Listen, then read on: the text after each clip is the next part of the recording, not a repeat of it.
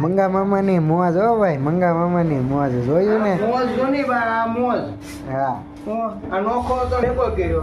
હા બરોબર. આને પાછો આગળ તાવડે લઈ જઈને પાછો નોખો પાડે.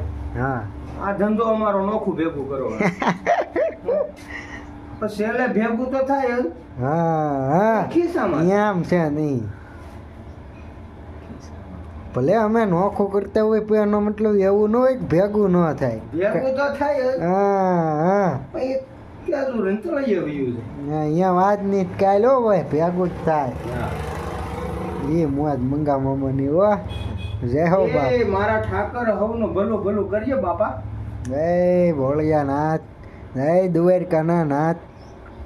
જેમ લોટને ભેગો કર્યો મંગા મામાએ એમ હવને ભેગા રાખજે બાપ.